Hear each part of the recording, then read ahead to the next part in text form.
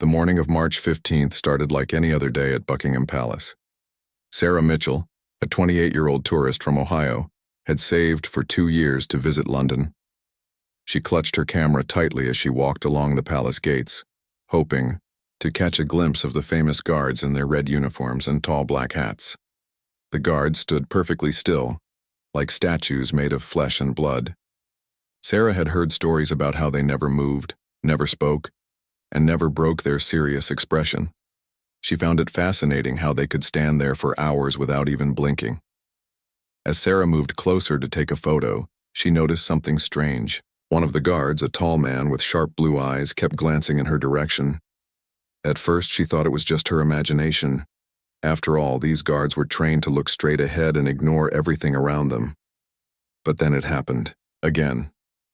The guard's eyes moved toward her, and this time he held her gaze for several seconds. Sarah felt a chill run down her spine. Something was definitely wrong. She decided to move to a different spot along the fence, thinking maybe she was standing in the wrong place. But as she walked, she noticed the same guard turning his head slightly to follow her movement. Other tourists were taking photos and chatting loudly, but none of them seemed to notice what Sarah was seeing. The guard's behavior was completely against everything she knew about royal protocol. These men were supposed to be like robots, never breaking character no matter what happened around them. Yet this guard was clearly trying to communicate something to her. Sarah's heart began to beat faster. She looked around to see if anyone else was watching, but the other tourists were busy with their cameras and selfies. The other guards remained perfectly still, staring straight ahead as they were supposed to do. Then, something even more shocking happened. The guard who had been watching her slowly raised his left hand. It was such a small movement that most people would have missed it, but Sarah saw it clearly. He pointed toward the side gate of the palace, the one used by staff and official visitors. Sarah felt confused and frightened. Why was this guard breaking his duty to give her some kind of signal? What could possibly be so important that he would risk his job and reputation? She decided to walk toward the direction he had pointed. As she moved, she kept looking back at the guard. He gave her an almost invisible nod, confirming that she was doing what he wanted her to do. Other tourists continued their normal activities, completely unaware of the strange communication happening between Sarah and the royal guard. Some were buying souvenirs from nearby vendors while others were posing for photos with the palace in the background. As Sarah approached the side gate, she felt more nervous with each step. What was she getting herself into? Part of her wanted to just walk away and continue her normal tourist day. But something in the guard's eyes told her this was important. The side gate was quieter than the main area where most tourists gathered. There were fewer people here, and Sarah could hear her own heartbeat as she waited. She didn't know what she was waiting for, but the guard's urgent expression made her feel like something significant was about to happen. Minutes passed, and nothing happened. Sarah began to wonder if she had misunderstood the guard's signals. Maybe she was just overthinking a normal glance. Perhaps the guard hadn't been trying to communicate with her at all. Just as she was about to give up and walk back to the main tourist area, she heard footsteps approaching from behind. Sarah turned around and saw a woman in a dark blue uniform walking quickly toward her. The woman had an official-looking badge and carried herself with the confidence of someone who worked at the palace. The woman looked directly at Sarah and said in a quiet but urgent voice, "Miss, I need you to come with me immediately. There's something you need to know and we don't have much time." Sarah's mind raced with questions. How did this woman know she was supposed to be here? What did she mean by not having much time? And most importantly, what was so urgent that a royal guard had broken protocol to send her this message? The woman continued, "The guard you saw earlier risked everything to get you here. What I'm about to tell you could change everything you think you know about what really happens behind these palace walls." The woman in the blue uniform introduced herself as Linda Thompson, a palace security coordinator. She led Sarah through a small door that Sarah hadn't even noticed before. Inside, the corridors were narrow and dimly lit, nothing like the grand rooms shown in tourist brochures. As they walked quickly through the maze of hallways, Linda explained why the guard had contacted Sarah. "His name is James Crawford, and he's been a royal guard for 8 years. Yesterday, he overheard something that made him realize innocent people might be in danger. Sarah's hands were shaking as she tried to keep up with Linda's fast pace. What kind of danger, and why me?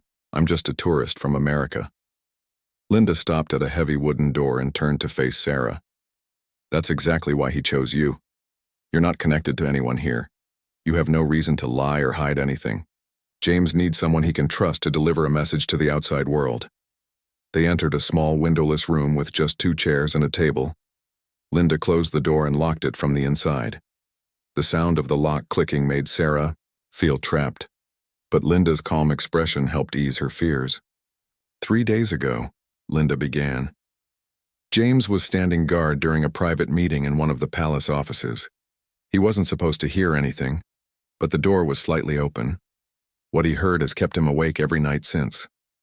Sarah leaned forward, her curiosity overwhelming her fear. What did he hear? Linda took a deep breath before continuing. There's going to be an attempt to steal something very valuable from the palace during next week's public ceremony. But it's not just any theft. The people planning this have inside help, and they're willing to hurt innocent visitors to create a distraction. The room felt colder as Linda's words sank in. Sarah realized she was now part of something much bigger and more dangerous than a simple sightseeing trip. James heard them mention that they need chaos among the tourists to draw security away from their real target. They talked about causing panic in the crowd, possibly even injuries. Linda's voice was steady, but Sarah could see worry in her eyes. Sarah felt sick to her stomach. Why doesn't James just report this to his supervisors? Surely the palace has ways to handle security threats. Linda shook her head sadly.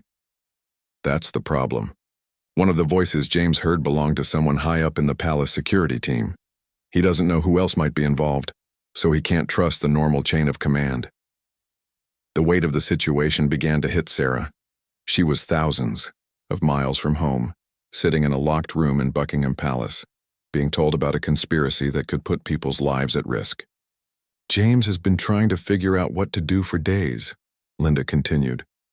He can't abandon his post without raising suspicion. He can't talk to other guards because he doesn't know who might be involved. And he can't go to the police without evidence. Sarah's mind was racing. So what does he expect me to do? I don't have any power here. I don't know anyone important. Linda smiled for the first time since they had met.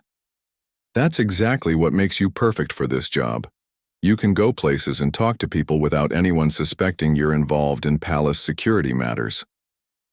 She reached into her pocket and pulled out a small piece of paper. James wrote down everything he heard, including the time and location of the planned theft. He also noted the voices he recognized, even though he's not sure who they belong to yet. Sarah took the paper with trembling hands. The handwriting was neat and careful, like someone who was used to writing important reports. As she read the details, she realized just how serious this situation was. The planned theft was supposed to happen during the changing of the guard ceremony next Tuesday. Thousands of tourists would be present, making it the perfect time to create confusion. The thieves were after something in the Queen's private collection, something valuable enough to risk everything for. What am I supposed to do with this information? Sarah asked, holding up the paper. Linda looked at her seriously. James needs you to take this to Detective Inspector Michael Roberts at Scotland Yard. He's the only person James trusts completely. Inspector Roberts handled a security issue at the palace 2 years ago, and James knows he can't be bought or intimidated.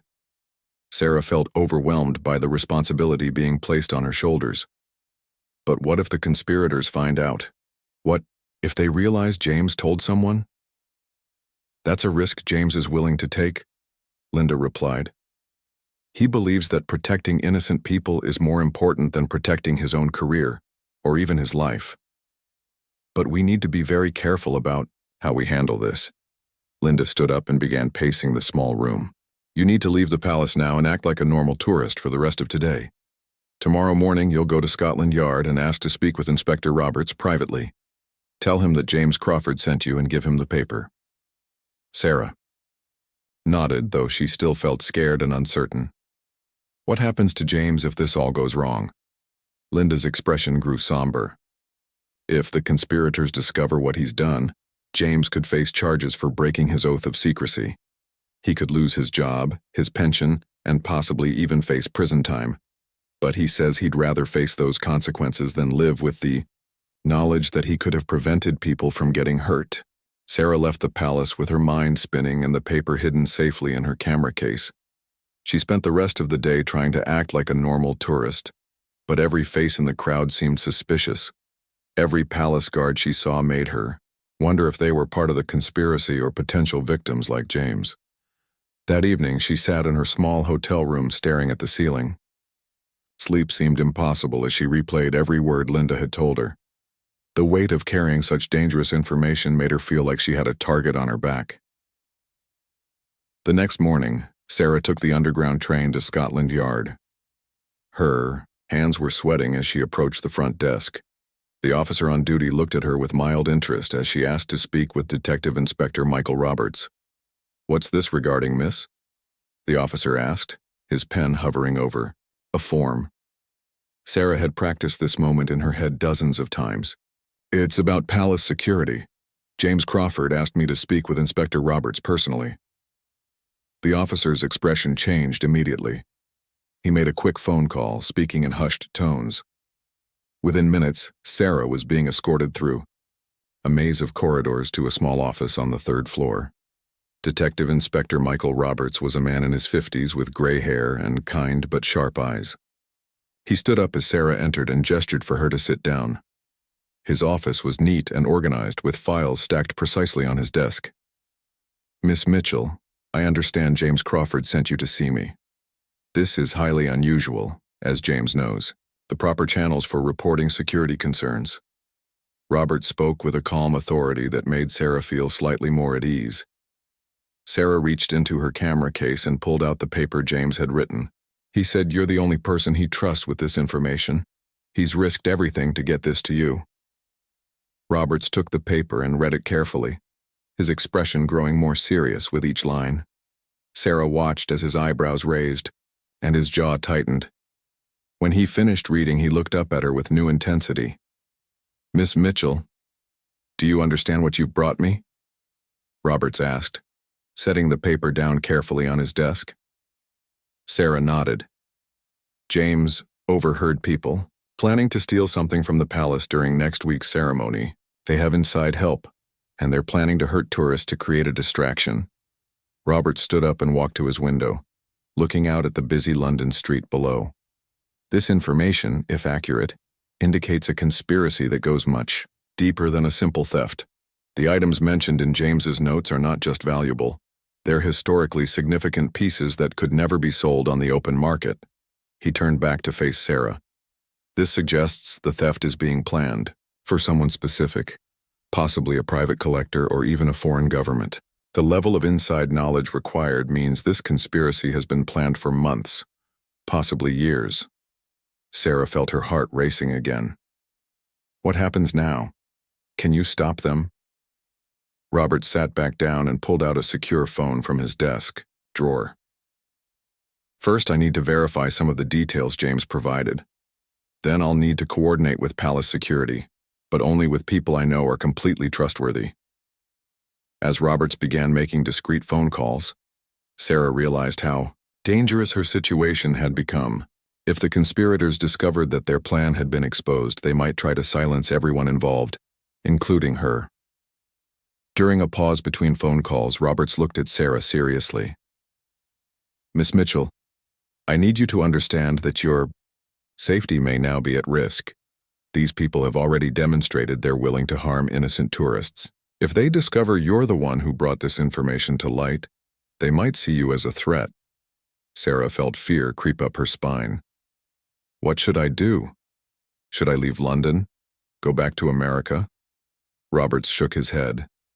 "Running now might actually make you more suspicious, but we need to take precautions. I'm going to assign an undercover officer to keep an eye on you. You won't see him, but he'll be nearby to ensure your safety." Over the next hour, Roberts made several more phone calls.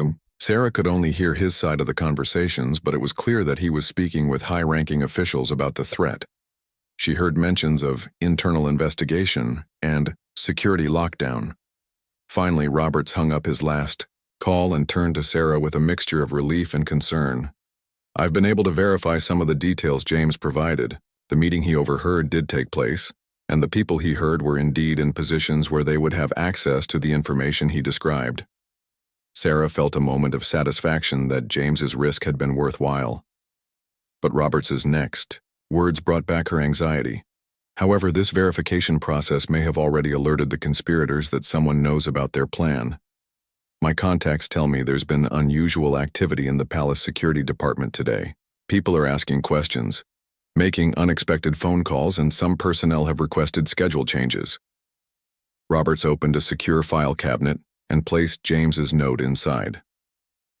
"Miss Mitchell, I need you to go back to your normal tourist activities, but stay in public places and avoid being alone. The ceremony is still 5 days away, and we need that time to identify all the people involved in this conspiracy." As Sarah prepared to leave, Roberts handed her a business card with his direct phone number. "If you notice anything unusual, anyone following you, or if you feel unsafe in any way, call me immediately. Don't wait. Don't hesitate. Your life may depend on staying alert." Walking out of Scotland Yard, Sarah felt like she was stepping into a different world. The busy London streets looked the same, but now every person could be a potential threat.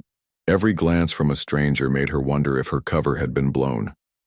She decided to visit the Tower of London, thinking that staying among crowds of tourists would keep her safe. But as she stood looking at the crown jewels display, she couldn't shake the feeling that someone was watching her. When she turned around to scan the crowd, she saw a man in a dark coat who quickly looked away when their eyes met. Sarah tried to convince herself that the man in the dark coat was just another tourist, but something about his behavior made her nervous. Unlike other visitors who were taking photos and reading information plaques, he seemed more interested in watching people than looking at the exhibits. She decided to test her suspicions by moving to different areas of the Tower of London. Each time she changed locations, she noticed the same man appearing nearby within a few minutes. He was trying to be subtle, but Sarah's heightened awareness made his surveillance obvious. Following Inspector Roberts's advice, Sarah stayed in crowded areas and eventually made her way back to her hotel. She checked her room carefully before settling in for the evening, making sure all windows were locked and the security chain was in place. The next morning, Sarah received an unexpected phone call. The voice on the other end was Linda Thompson from the palace. "Miss Mitchell, we need to meet urgently. Something has happened to James, and Inspector Roberts wants to brief you personally." Linda's voice sounded strained and worried. Sarah's heart sank. "Is James okay? What happened?" "I can't discuss this over the phone. Meet me at the same location where we met before, but use the staff entrance on the east side. Come alone, and make sure you're not followed." An hour later, Sarah found herself back in the windowless room at Buckingham Palace. This time, Inspector Roberts was there along with Linda. Both of them looked tired and stressed. Roberts spoke first. "Miss Mitchell, I'm afraid we have both good news and bad news. The good news is that we've identified several members of the conspiracy, including the insider who was feeding them information." Sarah felt a moment of relief, but Roberts's expression told her that wasn't the end of the story. "The bad news is that James Crawford disappeared yesterday evening. He left his post during a routine guard change and hasn't been seen since. His roommate found signs that someone had been in their apartment, but nothing was taken." Linda added, "We believe the conspirators discovered that their plan had been exposed, and they've either taken James hostage or worse. We're treating this as a kidnapping case now." Sarah felt sick. The brave guard who had risked everything to protect innocent people was now missing, possibly because of the information he had passed to her. Roberts continued, "We've also discovered that the theft plan was more sophisticated than we initially thought. They weren't just planning to steal valuable items. They were planning to replace them with perfect forgeries, so the theft might not have been discovered for weeks or even months." This revelation made Sarah realize how much planning and resources were behind the conspiracy. These weren't ordinary criminals. They had access to skilled forgers, inside information, and enough money to fund a complex operation. "There's something else you need to know," Linda said, looking directly at Sarah. We have evidence that you're being watched. The man you noticed at the Tower of London yesterday works for a private security company that has connections to some very dangerous people. Roberts pulled out a photograph and placed it on the table. It showed the man in the dark coat that Sarah had noticed. His name is Victor Petrov, and he's a professional surveillance specialist. The fact that they've assigned someone of his caliber to watch you means they consider you a serious threat to their operation. Sarah felt her world spinning. What am I supposed to do? I'm just a tourist. I never asked to be part of this. Roberts's expression softened slightly. Miss Mitchell, I understand this isn't what you expected when you came to London, but you're now a key witness in a major criminal investigation. We need your help to stop these people and hopefully find James before it's too late. He outlined a plan that made Sarah's stomach turn with anxiety. Tomorrow is Saturday, 3 days before the planned ceremony. We believe the conspirators will make their final preparations this weekend. We want you to act as bait to draw them out. Linda quickly added, You won't be alone or unprotected. We'll have undercover officers surrounding you at all times, but we need the conspirators to think you're vulnerable so they'll make a move. The plan was for Sarah to visit several London landmarks while appearing to be a normal tourist. The undercover officers would stay hidden but close enough to intervene, if anything went wrong. The goal was to force the conspirators to either try to capture Sarah or abandon their entire operation. What if they just decide to kill me instead of taking me hostage? Sarah asked, voicing her worst fear. Roberts was honest in his response. That's a risk we can't eliminate completely. But these people have invested too much time and money in their plan to give up easily. They'll more likely try to capture you to find out what you know and who else you've told. Sarah spent several hours that day learning about emergency signals, escape routes, and safety procedures. She was given a small tracking device disguised as a souvenir pin and a panic button hidden in her camera case. That evening, as Sarah tried to sleep in her hotel room, she thought about how much her life had changed in just a few days. She had come to London for a simple vacation and found herself at the center of an international conspiracy.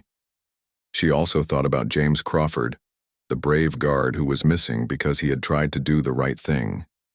His willingness to risk his career and safety to protect innocent people had inspired Sarah to stay and help, despite her fear. The next morning, Sarah began her role as bait. She started at Westminster Abbey, then moved to the London Eye, always staying in crowded, public areas as instructed. She could see Roberts's undercover officers positioned strategically around each location, though she had to look carefully to spot them. By afternoon, she was beginning to think the plan wasn't working. Then, as she stood on the south bank looking at the Thames, she felt someone grab her arm from behind. The person who grabbed Sarah's arm was not one of the conspirators, but rather Detective Inspector Roberts himself. His sudden appearance startled her, but his urgent expression told her something important was happening. We need to move now, Roberts said quietly, guiding her toward a nearby cafe. Our surveillance team just intercepted communications indicating that the conspirators have changed their timeline. They're not waiting until Tuesday. The theft is happening tonight. Sarah felt her pulse quicken as they sat down at a corner table in the busy cafe. Roberts continued in a low voice. We also have good news about James. One of our undercover officers spotted him being held in a warehouse near the Thames. He's alive, but we believe they're planning to move him after tonight's operation. The relief Sarah felt about James being alive was mixed with new anxiety about the accelerated timeline. Why did they change their plan? They know we're onto them, Roberts explained. Our investigation activities over the past 2 days have made them nervous. They've decided to strike while they still have the element of surprise, hoping to complete the theft and disappear before we can stop them. Roberts showed Sarah a map of Buckingham Palace grounds on his phone. Tonight, there's a small private reception for diplomatic guests. It's much smaller than Tuesday's public ceremony, but it provides the perfect cover for their operation. Security will be focused on protecting the guests, not the areas where the valuable items are stored. Sarah studied the map, trying to understand how she fit into this new plan. What do you need me to do? The conspirators still believe you're just a tourist who stumbled onto their secret. They don't know that you're working with us now. We want you to attend tonight's reception as a special guest of the British Tourism Board. Roberts explained that Sarah would be given proper credentials and formal attire to blend in with the diplomatic guests. Her job would be to observe and identify any suspicious activity while staying safe among the crowd. Our intelligence suggests that someone at tonight's reception is coordinating the theft from the inside. We need you to watch for anyone who seems more interested in the palace layout than in socializing with other guests. That evening, Sarah found herself wearing an elegant dress and carrying credentials that identified her as a tourism representative from Ohio. The transformation from casual tourist to formal guest felt surreal, but it gave her access to areas of the palace she could never have seen otherwise. The reception was held in one of the palace's grand ballrooms. Diplomats, government officials, and cultural representatives mingled while servers offered champagne and elaborate appetizers. Sarah tried to appear interested in the conversations around her while carefully observing everyone's behavior. After an hour of socializing, Sarah noticed a man who seemed different from the other guests. He was well-dressed and carried himself with diplomatic confidence, but his eyes constantly scanned the room's architecture rather than focusing on social interactions. The man excused himself from a conversation about trade relations and walked toward a corridor that led deeper into the palace. Sarah waited a few moments, then followed at a distance, remembering her training about maintaining surveillance without being detected. The corridor led to a series of smaller rooms used for private meetings and document storage. Sarah watched from around a corner as the man used what appeared to be a security key card to access a room marked "Authorized Personnel Only." Sarah quickly activated her panic button and sent a text message with a coded phrase that Roberts had taught her. Within minutes, she saw two undercover officers moving quietly through the corridor toward the restricted room. But before the officers could reach the room, the lights in the entire section of the palace went out. Emergency lighting kicked in, but the corridors were now dim and confusing. Sarah heard voices shouting orders and the sound of people running. In the darkness, Sarah felt someone grab her arm again, but this time it wasn't Inspector Roberts. A voice with a foreign accent spoke quietly in her ear. "Miss Mitchell, you have caused us considerable trouble. It's time for you to disappear." Sarah tried to break free and run, but her formal dress and uncomfortable shoes made escape difficult. The person holding her was strong and clearly experienced in handling unwilling captives. As they moved through the darkened corridors, Sarah could hear the sounds of the theft operation in progress. She heard equipment being moved, whispered, coordination between team members, and the occasional crackle of radio communications. They reached a service exit where a van was waiting with its engine running. Sarah realized that once she was inside that vehicle, her chances of survival would drop dramatically. She made a desperate decision to fight back. Using techniques Roberts had taught her, Sarah stomped hard on her captor's foot and elbowed him in the ribs. The surprise of her resistance caused him to loosen his grip just enough for her to break free. Sarah ran back toward the main palace buildings, her heels clicking loudly on the stone pathways. Behind her, she could hear her captor recovering and giving chase along with what sounded like additional pursuers. The emergency lighting cast eerie shadows as Sarah tried to find her way back to safety. She could hear police sirens in the distance indicating that Roberts's team was responding to the situation, but she didn't know if they would reach her in time. Just as Sarah thought her pursuers were about to catch her, she saw a familiar figure emerge from the shadows ahead. It was James Crawford, the royal guard who had started this entire chain of events. But something was wrong with his appearance. His uniform was torn, and he had visible injuries on his face. "Sarah," James called out, "this way. I know how to get you to safety." Sarah ran toward James, relief flooding through her body. But as she got closer, she noticed something that made her stop in her tracks. James was holding a gun, and his expression wasn't one of rescue. It was one of determination, mixed with regret. Sarah stared at James in confusion and growing fear. The man she had believed was a hero trying to protect innocent people was now pointing a weapon at her. Nothing made sense anymore. "James, what are you doing? I thought you were trying to stop." "The thieves," Sarah said, backing away slowly. James's expression was filled with pain and conflict. "Sarah, I'm sorry. I never wanted you to get hurt." But you've seen too much, and now they're threatening to kill my sister if I don't deliver you to them." The revelation hit Sarah like a physical blow. James hadn't been a brave whistleblower, trying to expose a conspiracy. He had been a conspirator himself, but one who was being forced to participate against his will. "The meeting I overheard wasn't me accidentally discovering their plan," James continued, his voice shaking. "They made me listen to it as a test of loyalty. They wanted to see if I would follow orders even when innocent people might get hurt." Sarah's mind raced as she tried to understand the full scope of the deception. "So everything you told Linda was a lie? The whole story about wanting to protect tourists?" James lowered his weapon slightly, though he kept it pointed in her direction. "No, that part was true. I do want to protect people. But these criminals have my sister Catherine. They kidnapped her 3 weeks ago and said they'd kill her if I didn't cooperate with their plan." Behind James, Sarah could see several other figures emerging from the shadows. These were clearly the real conspirators, and they looked far more dangerous than the diplomatic imposter she had followed earlier. The leader of the group, a woman with short gray hair and cold eyes, spoke with authority. "James, bring the girl to the van. We're behind schedule, and the police response is stronger than we expected." James hesitated, looking between Sarah and the criminals who controlled his sister's fate. "Please, just let me call and confirm that Catherine is safe.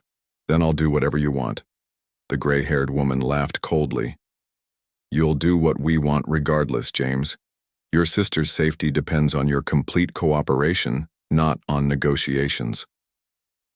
Sarah realized that James was as much a victim in this situation as she was. The criminals had found his weakness and exploited it ruthlessly. She also understood that her only chance of survival was to help James find the courage to resist. "James," Sarah said softly, "if you help them now, do you really think they'll let your sister live? People who are willing to commit theft and kidnapping aren't known for keeping their promises." The gray-haired woman stepped forward impatiently. "Enough talking. James, if you don't deliver the girl in the next 30 seconds, we'll assume you've chosen to betray us." James's hands were shaking as he struggled with the impossible choice between Sarah's life and his sister's safety. Sarah could see the anguish in his eyes as he weighed two equally terrible options. Suddenly, the sound of police sirens grew much louder, and bright searchlights began sweeping across the palace grounds. Inspector Roberts's voice boomed through a megaphone. "This is the Metropolitan Police. The building is surrounded. Release your hostages and surrender immediately."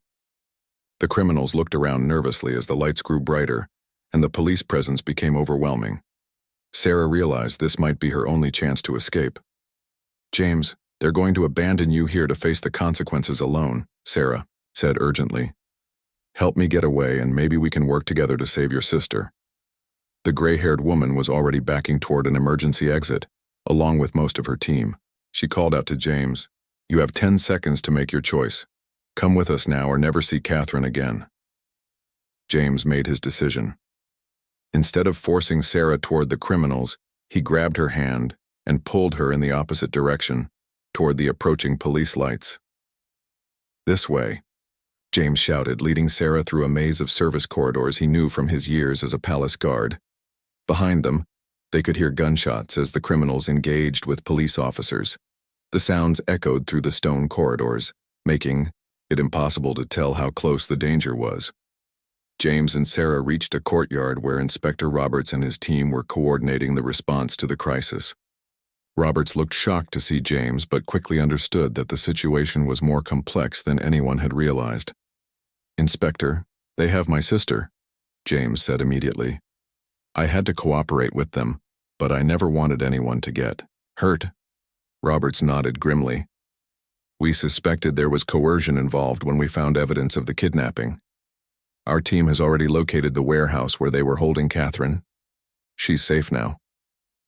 The relief on James's face was immediate and overwhelming. He dropped to his knees as the weight of weeks of fear and moral conflict finally lifted from his shoulders. Over the next several hours, the full scope of the conspiracy was revealed. The criminals had been planning the theft for over a year, targeting specific historical artifacts that had been commissioned by a private collector. James had been recruited not because of any criminal tendencies, but because his financial struggles made him vulnerable to pressure. Sarah learned that Inspector Roberts had suspected the true nature of James's involvement from the beginning, but had used the investigation as a way to gather evidence against the entire criminal network. Her role as an unwitting messenger had been genuine, but Roberts had also used her presence to force the criminals into making mistakes that revealed their full operation. The stolen artifacts were recovered, the criminals were arrested, and James faced disciplinary action for his involvement. However, given the coercion he had faced and his ultimate cooperation in stopping the crime, he was allowed to resign from his position rather than face criminal charges. Sarah's vacation had been anything but relaxing, but she returned to Ohio with an incredible story and the satisfaction of knowing she had helped protect both innocent tourists and priceless historical treasures. She also maintained a friendship with James, who eventually found work as a private security consultant, specializing in protecting people from exactly the kind of coercion he had experienced. The experience taught Sarah that heroism often comes not from people who are naturally brave, but from ordinary individuals who find themselves in extraordinary circumstances and choose to do the right thing despite their fears. 6 months later, Sarah received an invitation to return to London for a private ceremony at Buckingham Palace. The invitation came from the palace administration, thanking her for her role in protecting national treasures and preventing what could have been a major international incident. At the ceremony, she was reunited with Inspector Roberts, who had been promoted following the successful resolution of the case. He told her that the criminal network they had dismantled had been operating across multiple countries, and her courage in carrying James's message had helped prevent similar thefts at other historic locations. James was also present at the ceremony, looking healthier and more at peace than when Sarah had first encountered him. He had used his knowledge of security vulnerabilities to help strengthen protection systems at various British landmarks. His sister Catherine had recovered from her ordeal and was pursuing a career in victim advocacy. During the ceremony, Sarah was presented with a special commendation from the Metropolitan Police and a certificate of appreciation from the royal household. More importantly to her, she had the chance to meet other palace guards who told her that James's story had become an inspiration within their ranks. The guards explained that James's experience had led to new policies protecting personnel from coercion and providing better support systems for those facing personal crises. His willingness to ultimately do the right thing despite the terrible pressure he was under had helped improve security for everyone. As Sarah prepared to return to Ohio after the ceremony, she reflected on how much her perspective on travel and adventure had changed. She realized that the most meaningful experiences often come not from planned tourist activities, but from unexpected encounters with real people facing real challenges. The royal guard who had issued that silent warning had indeed shocked her, but not in the way she could ever have imagined. What had started as a simple vacation photograph had become a life-changing adventure that taught her about courage, sacrifice, and the complex moral choices that ordinary people sometimes have to make. Years later, Sarah would tell this story to friends and family, always emphasizing that heroes come in many forms. Sometimes they're people in uniform who risk their careers to protect others. Sometimes they're law enforcement officers who dedicate their lives to fighting crime. And sometimes they're just tourists from Ohio who find themselves in the right place at the right time with the courage to help when help is needed. The experience also changed how Sarah approached her own life back home. She became more aware of the people around her who might be struggling with difficult situations, and she made an effort to offer help when she could. She volunteered with organizations that assisted crime victims and supported people facing coercion or threats. Sarah never forgot the lesson that James Crawford had taught her through his actions, that doing the right thing is rarely easy, and that true courage often means making difficult choices when there are no perfect solutions. His warning had indeed led to shocking revelations, but more importantly, it had demonstrated the power of ordinary,